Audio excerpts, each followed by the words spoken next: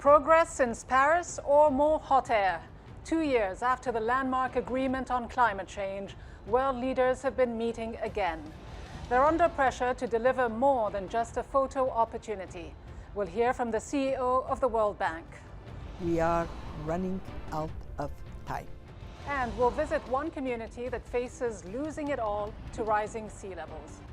With the United States set to pull out of the Paris deal, are we seeing meaningful results on global warming or more empty promises? Hello, I'm Ghida Fakhry and you're watching a special program as we ask whether we really are witnessing a climate of change.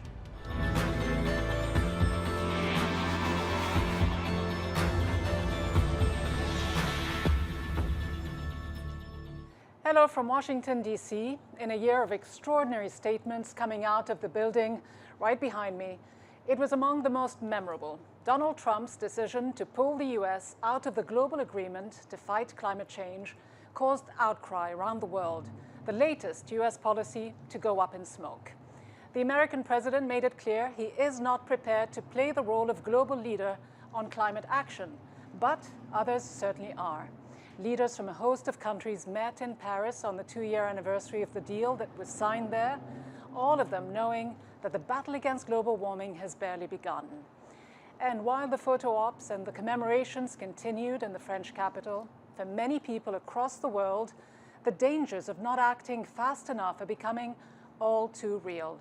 Like the Ghida of Panama, they face losing their homes on the low-lying San Blas Islands within the next generation. Our correspondent Annalise Borges went to see what is happening there. An isolated people and culture who are about to lose their paradise. The Ghida Indians of Panama are at the forefront of the battle against climate change. And despite not being familiar with the term, they have a vague idea of what's all about. Sí, no, están cambiando, no? Things are changing. There are many satellites now up there in the sky, and they can see the weather is getting warmer. Juan de Leon was born and grew up in the San Blas Islands and believes the Ghida would be better off staying put. Absolutely everything we need is right here in these islands. But scientists say the islands have an expiration date. Our data indicate that there's between 3 and 6 millimeters per year increase in the levels in the Caribbean. Well, Gunayala live in the Caribbean, and their islands tend to be very low compared to the sea level. It's almost certain that they're going to have to give up, abandon some of those islands. The Ghida General Congress, the administrative authority here, already has plans to relocate these people to another part of their territory on Panama's eastern coast. But moving away from the sea will have an impact on Ghida traditions. The ocean is a vital part of the Ghuda's culture. They have a synergy with it. They're constantly in the water. Their economy and lifestyle revolve around it. They depend on the ocean to feed themselves and to get around. And so it will be extremely difficult for the Ghudas to adapt to a new reality of mainland living. But scientists say there's no turning back, and that hundreds of millions of people worldwide live in areas that will eventually be submerged by rising sea levels as a result of global warming.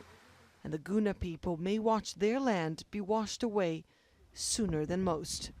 Annalise Borges, TRC World, San Blas Islands. Well, if that trend of rising seas and rising temperatures is to be reversed, there's pressure on the politicians and officials who met in Paris to prove they can deliver. Among them, leaders of the World Bank, which helped to organize the summit. Kristalina Georgieva is the bank's chief executive officer. She has been heading its efforts to combat climate change. I sat down with her before she went to France and started by asking her about her organization's main concerns and priorities. Top of mind for all of us has to be that we are the first generation to experience the impact of climate change, and we are the last generation that can do something serious about it. When we look at the position we find ourselves as a world, it is very worrying. After a couple of years of CO2 emissions staying flat, this last year they have started growing again. The world is coming out of economic crisis, and unfortunately, with the good news of better economic performance comes the bad news of growing carbon emissions. And more serious than the growth of emissions is their impact. 15,000 scientists told us in Bonn during COP23 that we are running out of time. But who has the prime responsibility, though? When you gather so many heads of states, are we going to see yet another international gathering of leaders congratulating themselves? Or will we hear the sounding of alarm bells this time? Because clearly we're off track, aren't we? We are going to bring together in Paris 12 teams where investments are being either generated because of this gathering or they're being accelerated. And what we also are stressing, and I think the World Bank has been for many years the strongest voice on that, mitigation, critical to do. But for many of the poorest countries and poorest people, it is not so much about mitigation, it is about adapting to the tremendous risk of climate change. And you mentioned these developing countries are looking to developed countries to live up to their pledges, in fact, to help them mitigate the effects of climate change and transition to renewable energy. But are developed countries living up to their pledges? What we have seen is that a number of countries that have made commitments have actually delivered on these commitments. Even the United States, in terms of percentage, would you say? In terms of sticking to their emissions being at the level they had them in 1990. Practically the whole universe of developed economies, if you look at their carbon trajectories, they have managed to grow and at the same time reduce their carbon emissions. Where emissions continue to be more accelerated is in some of the developing countries where growth is much higher. I think of countries like India, 8% growth, or China, 8% growth. There we still have to see a faster transformation.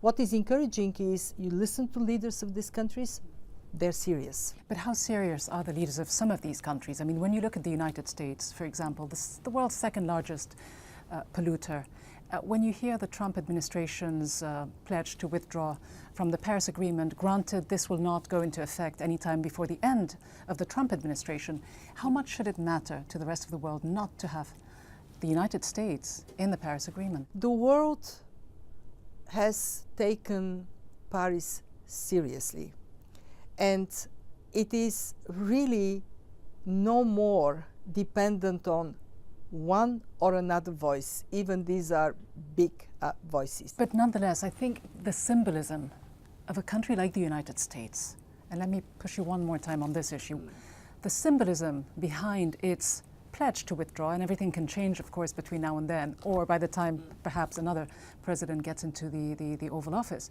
But shouldn't it be more important to international organizations like the World Bank, like the United Nations? Shouldn't we hear more said about this issue? Because I presume that if China or India or any other such country had reneged on its promise, we would have heard more. Well, if you listen to what my organization has said, the day after there was a pronouncement, it was a very clear message. Climate action is critical for development. If we fail, there is a very high probability that the number of people in extreme poverty, rather than going down as it has been over the last decades, will be climbing up. We project that some 100 million people could fall into extreme poverty because of climate-related event in the next decade.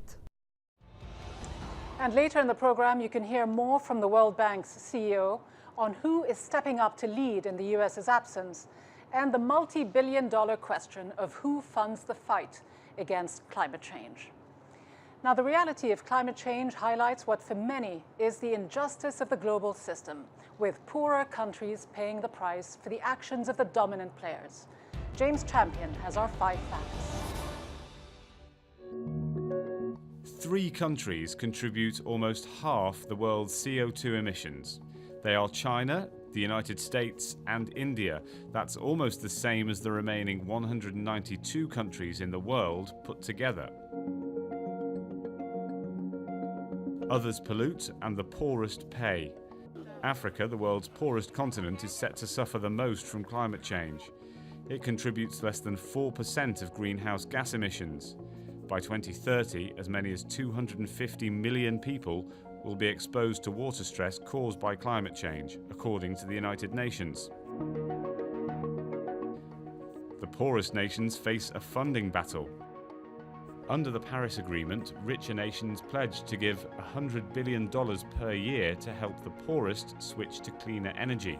But so far, as little as $3 billion is being handed over each year. Fossil fuels would have to stay in the ground. To meet the Paris target of limiting the average temperature rise to 2 degrees globally, huge amounts of fuel would have to go untapped.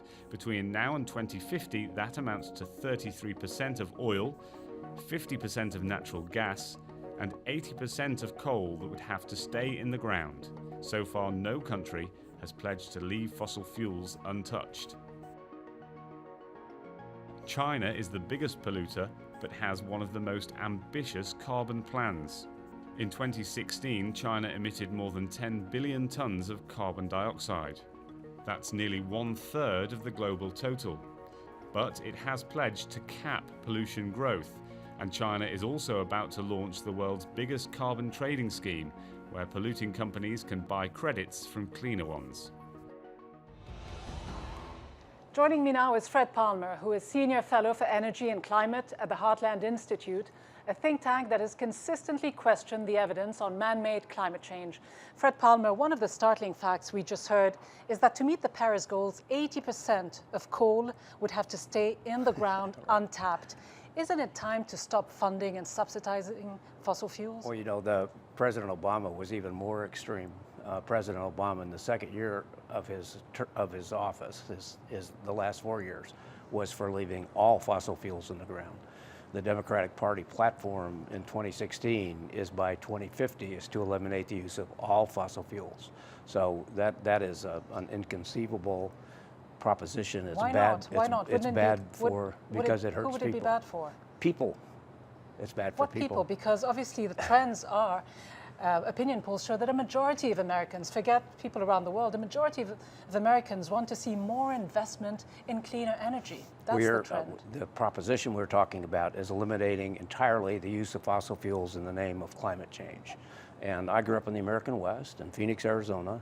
The entire, everywhere outside the Beltway in the United States lives because of and thrives because of fossil fuels, not in spite of them. But how can you say that? I mean, you've been saying that it's part of a divine plan. Do you seriously think that it contributes to people living better and longer? No question. How is that? Life expectancy since Al Gore started this argument has gone up by 15 years worldwide. There are billions more people on Earth since this controversy started. When the controversy started in let's say roughly 1990, but we use billions of tons more coal every year than we did. There are billions more people. They are living longer. They are living better. Food production is at records.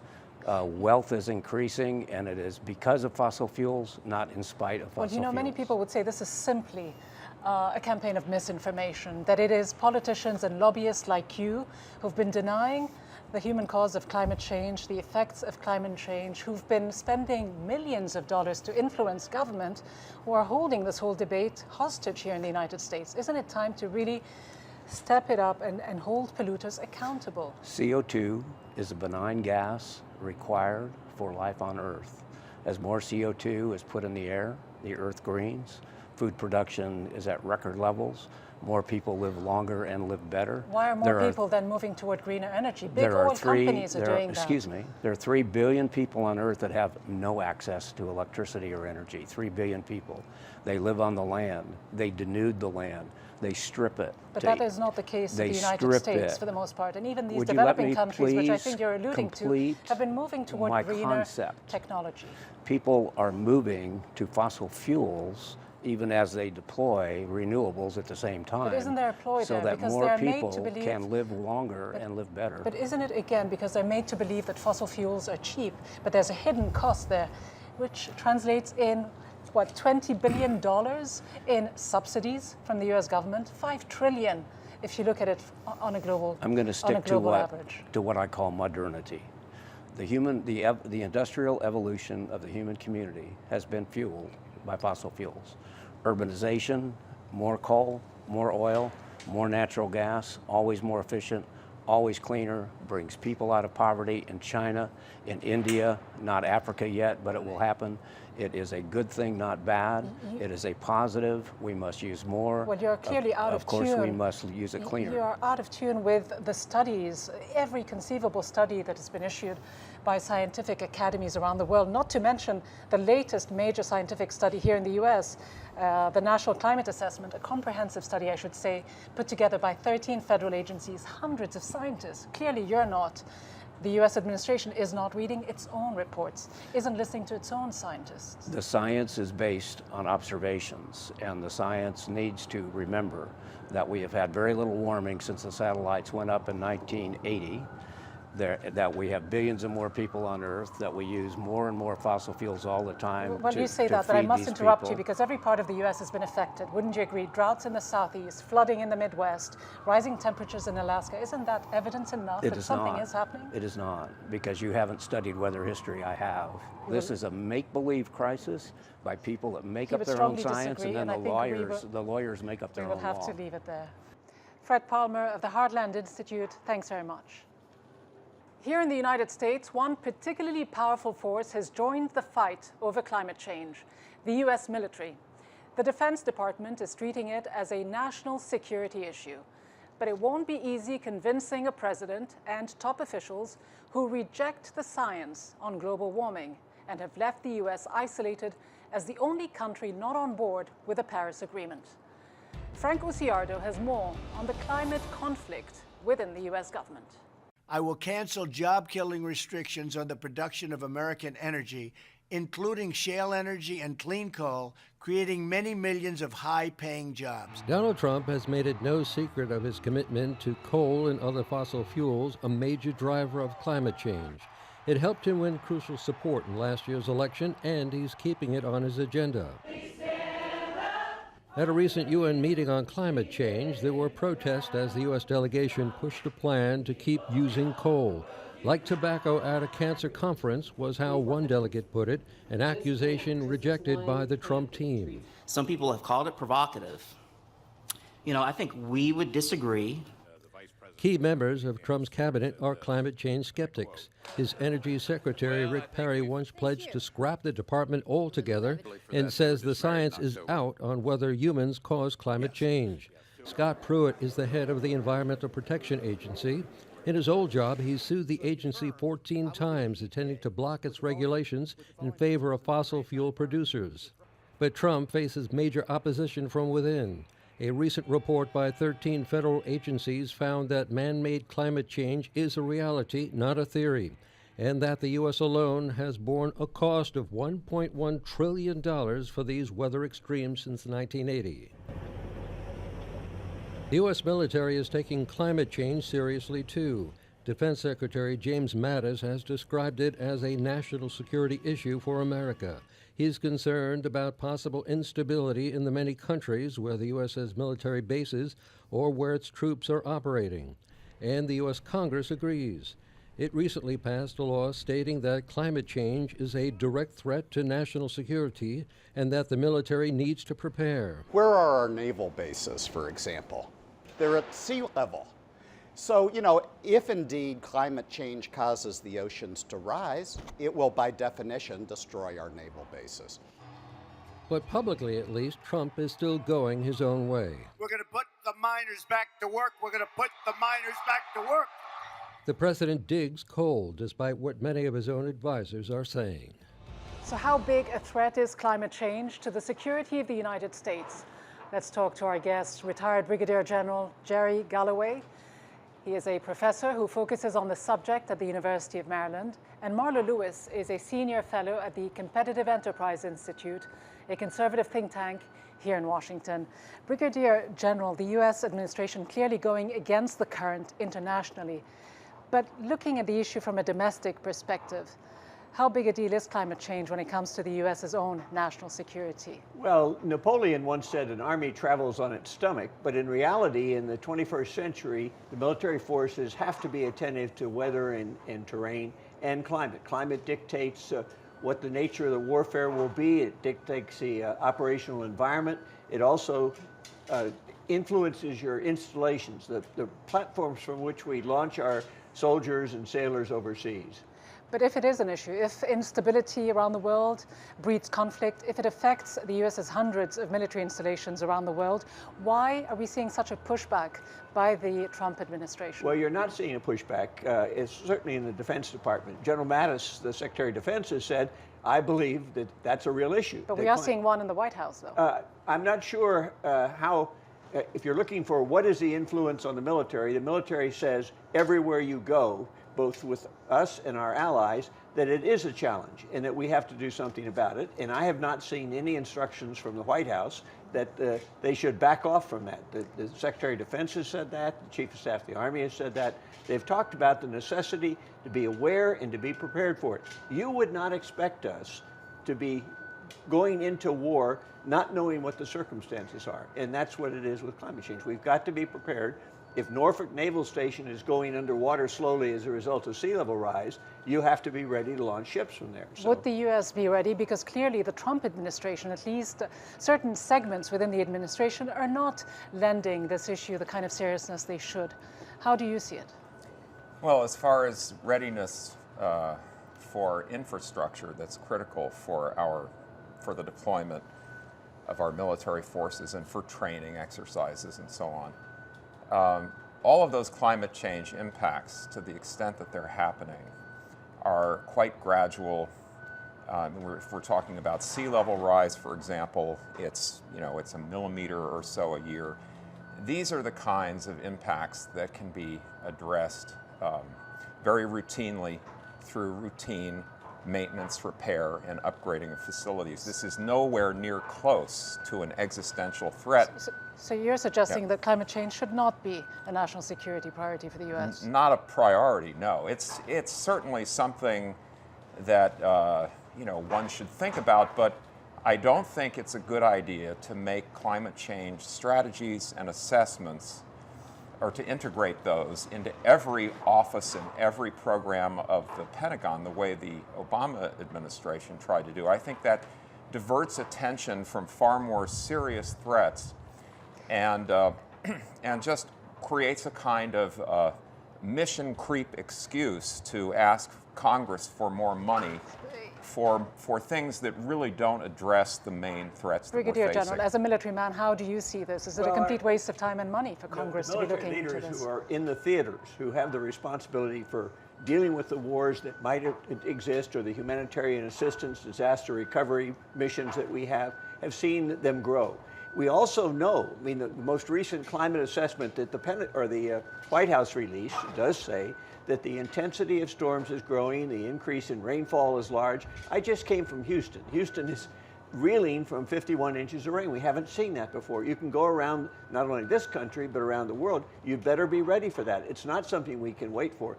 I'm not sure the millimeter plays the game because sea level rise is coming, but intense storms put the surge on top of that. And the surge is what did great damage in Katrina. It's done it in other storms, and it's happening all around the world. So we have a challenge. Our equipment's got to be able to, for example, offload ships in a high sea. The seas are higher now. We see problems with sea level rise on islands in the Pacific, our Pacific Bend. Many people are interested in being ready to go where we need to go, and I think the American public expects us to be ready for that. Don't have to do everything by 2100. And so is the American military, is the American administration ready for this type of risk around the world, because clearly there's now a standard line coming out of at least the Pentagon for the past 10 years. Every Secretary of State, since Chuck Hagel, Robert Gates, and now the current Defense Secretary, they all say it is a serious and direct risk to the United States on a national security level. Why is that being ignored? In some ways, they're not ready, and they're not ready because they have obsessed on climate change. For example, President Obama, when he made that big trip to Alaska, that big Arctic trip, tried to make climate change the national security issue, whereas in fact the real issue was a Russian problem, not a climate problem. But aren't you making the U.S. less ready by denying precisely the opposite. The conflict precisely dimension the opposite. to this issue? Russia has been expanding its fleet of icebreakers. The United States has not. And what Russia has seen is that if there is going to be an opening of the waters in the Arctic, then we need more ships. President Obama, that was not his conclusion. His conclusion, rather, was that we needed to suppress energy consumption here in the United States, make energy less affordable, make it harder for the economy to sustain the Defense Department through tax revenues. Completely the wrong emphasis. Instead of emphasizing the Russian aspect, he emphasized climate change. You're deflecting the issue, it seems to me, to Russia, but let's look at the facts. Because deflecting climate change to national security proper. Let me just quote a study that was released last year, which found that rising oceans threaten 128 military installations on the coast, including naval facilities worth $100 billion. So if nothing else, from a purely domestic vantage point, isn't it credible enough evidence that the U.S. should be focusing on this? I'd like to see that study carefully, because threaten is a word that allows, it's like a big Rorschach ink blot. What does that mean? In the course of, even if there were no climate change, all of those military installations would eventually have to be upgraded, and that would cost you billions and billions of dollars. So how much of that actually is due to climate change? I'd like to see the evidence. Well, many are saying that billions of dollars are being lost to the climate deniers, but I wonder from your perspective, Brigadier General Galloway, just looking at the most recent conflict in Syria, many people and politicians around the world have said that climate change factors had a direct impact on the beginning of the unrest there. President Obama has said it, his Secretary of State John Kerry said it, the EU Commission President has said it. What do you make of it? One person says nonsense, I say it's fairly well documented. We know that that's happening in many places. All you have to do, and I've been working I've been to Pakistan, I've worked in Singapore, I work in the Mekong. We see every day where the change in climate is affecting the people on the ground, is putting them at risk. People are migrating, a problem. People are losing their food supply, a problem. It's creating not only the shortages of food, but it's creating this friction among the different classes in the communities that are affected. People are fighting over, as you say, resources, and it's leading to mass migration. And if you can't farm the land, you go into the cities. Crowding the cities is a major challenge. And as you know, one of the challenges we have in the military is urban warfare. It is very difficult. We're doing it very well, but it is something that you don't want to have people pushed off to the cities. You want them to live on the land if they can sustain themselves. A very important discussion, but we'll have to leave it there. Brigadier General Galloway, Marla Lewis, thank you very much indeed. My pleasure. Still ahead on this special program. No backwater bullying of businesses with broken morals. No blindfolded bureaucracies gonna push this Mother Ocean over the edge. The activist who moved the UN with a poem of protest. But does she believe that the politicians are listening? We'll have an interview. Stay with us.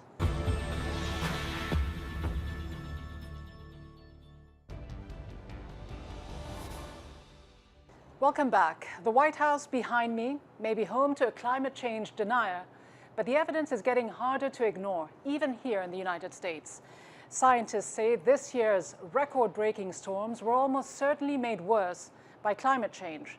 Houston was hit by unprecedented rainfall that caused catastrophic flooding in August.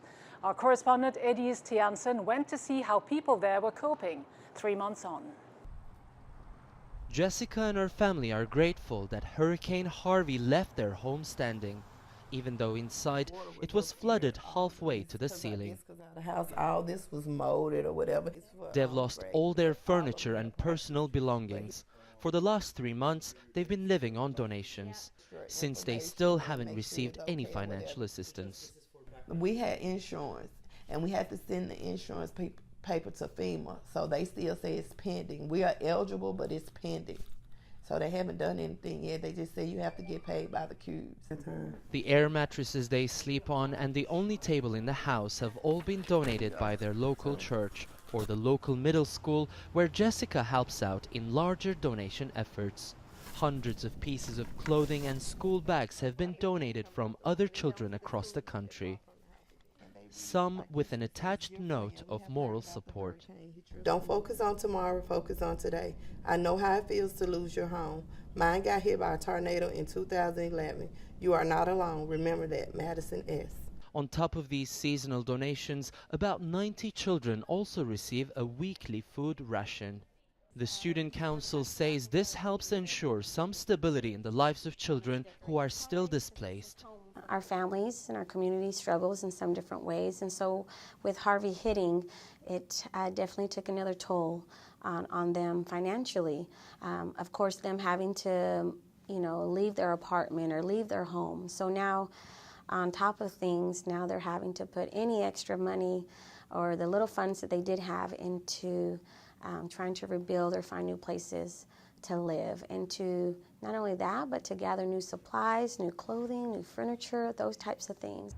Nobody predicted that Harvey was going to hit Texas so hard. 3 months on, Texans are still struggling to get back on their feet. And climate change bringing more intense weather conditions than ever, the concern now is how to cope with future hurricane seasons.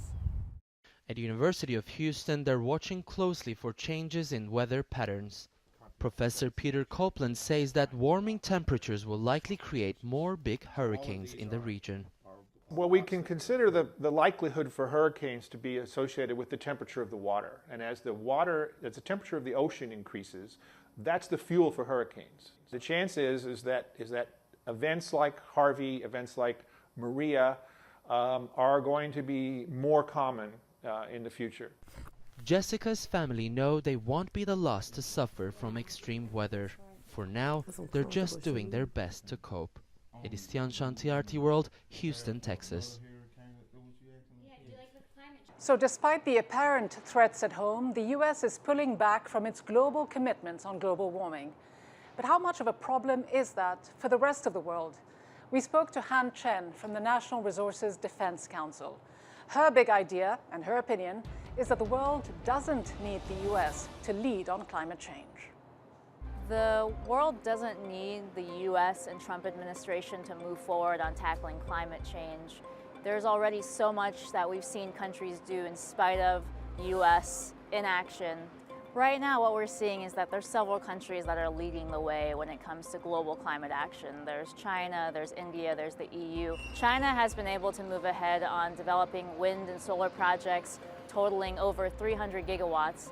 Now, that's more than the total coal consumption of the US combined in 1 year.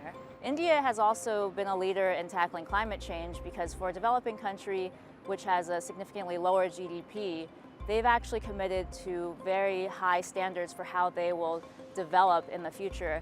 They have huge needs when it comes to power for a population where hundreds of millions still lack regular access to electricity. And yet they're already saying that they will provide 100 gigawatts of solar power as a way to electrify and provide rural access to electricity for many citizens. The fact that the US is reneging on its global climate commitments does speak to the fact that there is a real decline in respect for the US as a global superpower when it comes to these sort of issues around climate and on the environment, and increasingly on energy security. The US, as the largest historical emitter, has a responsibility to take climate action. That said, if the US under the Trump administration is not willing to take action, that doesn't stop other countries such as China and India and the EU from moving forward on climate action as we need. Well, joining us now to talk more about this, our guest, Manish Bapna, is the Managing Director of the World Resources Institute, a research organization focusing on global sustainability. And Daniel Richter is the Legislative Director of the Citizens Climate Lobby, a pressure group here in Washington. And Manish Bapna, the Paris Climate Accord, although it is a voluntary agreement, was hugely symbolic. Significant in the fact that both heavyweight polluters, the US and China, were on board. Between the two of them, they account for 40% of global emissions. But without the US, can and will China do much of the heavy lifting? So the two questions people are asking are, with the US announcing its withdrawal from Paris, will China step up and take kind of leadership? And the second question they're asking is, when will China peak its emissions? On the first, absolutely. The signals have been incredibly encouraging from the head of state down. There's every signal suggests staying in the driver's seat, being a torchbearer, continuing to lead on climate action. And beyond signals, they've taken actions, right? They've cut down their investment in the coal industry, though they are very much a coal-based economy. And they've also invested in renewable energy. Absolutely. So big thing about reducing how much energy they consume, shifting from heavy manufacturing to services, and then also investing significantly in renewables. Just last year, they invested almost $80 billion in solar and wind. The U.S. only invested $45 billion. So they're really living up to their promises. So twice as much as the U.S. Daniel Richter, when you look at the U.S., and although it's important just to say that it is still nominally part of the Paris Agreement, it can only actually get out of the agreement at the earliest at the end of November of 2020. How will it affect the will of other countries to actually take action if the U.S. simply isn't there? Yeah, that's another really interesting question, because I think there could be an argument that with the United States withdrawing and less at the table, there could be more space to have bold conversations. You wouldn't expect the United States under this administration to be much of a facilitator of action. Potentially they would be obstructionists.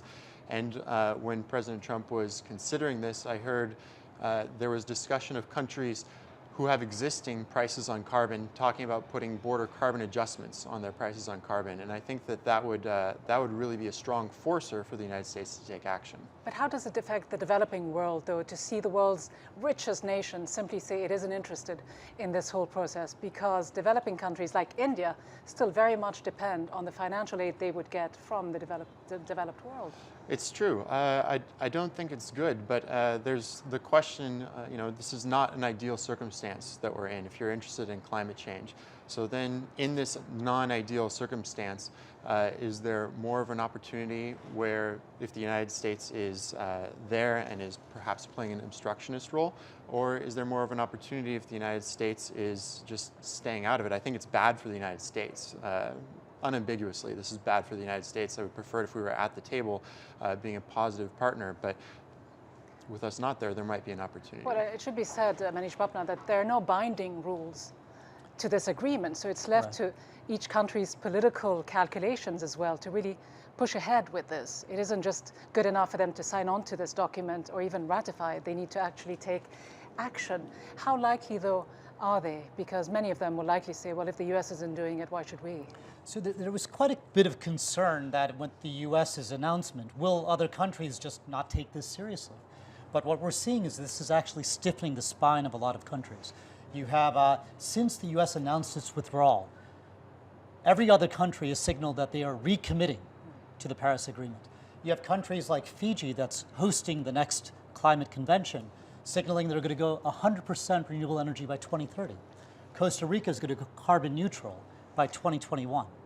Countries are indeed stepping European up in the countries developing as well. world. European countries are saying that if the US isn't there to lead, some of them have even adopted the slogan climate first in Sweden, for example. Small countries wanting to go carbon neutral in 20, 30 years' time. Absolutely, and we're seeing in Europe quite a bit being done by some of the countries, but quite frankly, other countries can do more. And so although the Paris Agreement, watershed moment, we need to see more. And who can take the lead, do you think, Daniel Richter? India, South Africa, European countries, China, who do you see in the driving seat moving forward? I think Citizens Climate Lobby believes in market-based solutions to this, and when you look at what the options are, carbon prices, either a cap-and-trade system or our preference would be a carbon fee or a carbon tax, that's the best way of addressing this. And when you look around the world, 8 out of the 10 largest economies in the world already have a carbon price planned or for the near future or in place. But so you're saying the private sector will be key, businesses Absolutely. hold the key to this? I think the private sector is key, they're the main driver, but I think the governments set they set the tone, they set the policy for the businesses to lead, to innovate. And I'm saying that the rest of the world is already leaving. My concern for for the United States is that we're going to be left behind. Our businesses domestically are not being given the market signal that they are in China, in Europe, even in India. They have it's not a carbon price, but it's a coal tax, which was recently doubled when their current president came into office. Taxation is never politically appealing to anyone, but beyond the political will, which is clearly lacking here in the US, what else is lacking?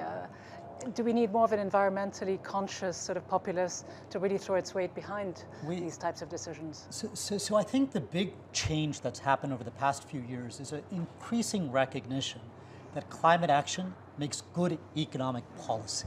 It's good for growth. Increasingly, we're seeing the cost of clean energy come down, be more competitive than fossil generation. People see the value of public transit. You look at what's happening in Asia and China and India, air pollution choking cities. Right? People are beginning to see that for growth reasons, for pollution reasons, for human well-being, there's good reason to take climate action, and climate can just be a co-benefit. Cities and businesses have been actually taking a front seat on this. Absolutely, and you said, what we need is we need movement, political will, and that's exactly what Citizens Climate Lobby is all about. You described us as a DC pressure group, and we actually have quite a small presence here in DC. We're mostly everywhere else. We have 90,000 volunteers around the country, a volunteer every congressional district, and the essence of what CCL is teaching citizens how to take their citizenship to the highest level possible, giving them that real-world practical training for how to be a citizen, how to make your voices heard, how to bring those cities, those local influencers, endorsers in your district, your community, to the table to help them lift up their voices. Just finally, are you confident fossil fuels will be kicked off the table anytime soon? Soon, absolutely. They say the Stone Age didn't end because of a lack of stones. The same will happen with fossils. The question is, will it happen fast enough? And that is what we need to find. That is the key question. Manish Bapna and Daniel Richter, thank you both very much indeed. Thank you. So China is taking action to start cutting the damage done by fossil fuels. I asked the World Bank CEO, Kristalina Georgieva, if we are beginning to see a complete role reversal between the two biggest polluters, the US and China. Well, China has stepped up very significantly. You look at the presence of China in solar. Some couple of years ago, it was practically non-existent. They now have $80 billion strong solar production industry. And they are making very firm commitments around their climate emissions path. So we see climate becoming part of the economic strategy in China. But it is not only China. India made a commitment to switch to electric cars by 2030. Unthinkable a couple of years ago. A very strong commitment to how they're going to change their energy trajectory away from coal. Unthinkable a couple of years ago. So it is countries small and big coming forward, some because of their vulnerability to climate change, some because of the combination of pollution impact that is also linked to CO2 emissions. Whatever is the motivation, it is there. Looking at what the World Bank can offer, though, to some of the countries that you mentioned who are still very much a coal-based economy, how do you get them off of that addiction, even though it is making more economic sense, people will say, to invest in renewable energy, but it's more long-term? We invest on average around $10 billion every year in climate action. And we have made a commitment by 2020 to increase the share of our climate investments to 28% of our portfolio. This is another $6-7 billion investment in climate action. A lot of people are saying increasingly that putting taxation, a tax on carbon, may be the best answer. We have been working with the best minds on this planet, best economists, to come to a conclusion around what is that level. And we think that price of around $60 per ton of carbon is where the process of transformation would accelerate. But politically, is it feasible? It is, yes, it is politically feasible. Not easy, not immediate, but yes, it can be done. Look, when in the late 90s we created the prototype carbon fund to make carbon a commodity to trade. many people were saying cannot be done. We don't have even the Kyoto Protocol at that time. It is politically very difficult. And then we had enough people who believed that it is so crucial to be done, that it ought to be done, even if it is impossible, so we made it possible. And if you look at the transformation that has happened on this topic of carbon, 5 years ago, we would have not been talking about carbon being a commodity universally accepted. Now you and I are debating what? The level of the price, not whether there should be price. So we have made progress. And there has to be a significant price for it to make a difference. And now we have to push it so it is a significant price. And I believe in my heart of heart that this coalition that has emerged, and it has emerged around Paris, of governments, citizens, scientists, and private sector, with the strong presence of local authorities, the mayors, it is lifting up climate action in a way that not reversible and certainly a force for good. But we have to press more. And people like you, bringing this topic to the public, pressing people like me to do more, that is how it is being done. So as we just heard from the CEO of the World Bank, millions face being driven into poverty by climate change. Others face losing the land they call home. One person who knows all about that is the poet and activist Kathy Jetnil-Kitchener. She's from the Marshall Islands in the Pacific Ocean, which are threatened by rising sea levels. We can speak to her in just a moment, but first let's listen to her address to the UN General Assembly in 2014, when she moved many delegates to tears.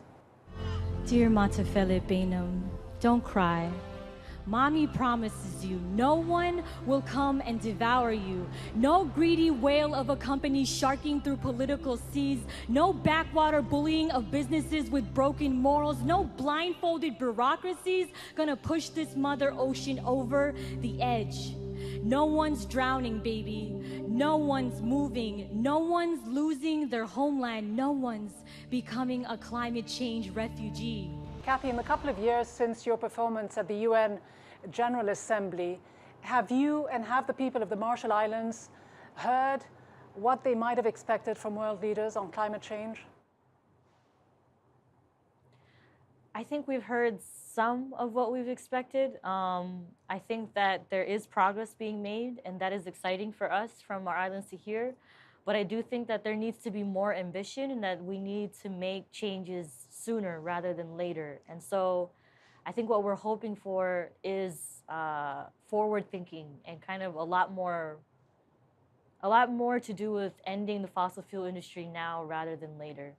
And so that's what we're hoping to save our islands. What kind of specific actions do you think world leaders who matter, who have been meeting in Paris, can take? Well, I think that those who are, especially those that are coming from first world industrial countries, they need to end fossil fuel now. They need to end the reliance of fossil fuels, end the era of fossil fuels now. Keep it in the ground. Stop opening, stop creating more opportunities to dig for coal or to dig for, to rely on these kinds of fossil fuel industries. And we need to shift to 100% renewable energy as soon as possible. We need to hear the voices of indigenous people at the front lines. Our voices and our stories, and our platforms need to be heard at every level. Do you think, not just as victims of climate change, but as leaders. But do you think that world leaders can push more, should push more against some of the special interest groups who have been fighting against efforts to decarbonize their economies? There are many here in the United States and elsewhere in the world who still argue that climate change is not an existential threat. What do you say to them? I think that's already been disproven by a huge amount of scientists around the world. I think that most of the world has already, come to the agreement that climate change is a real threat, is more than just an existential as well as. But what is it like for you specifically? Threat. What is it like for you and for your fellow Marshallese?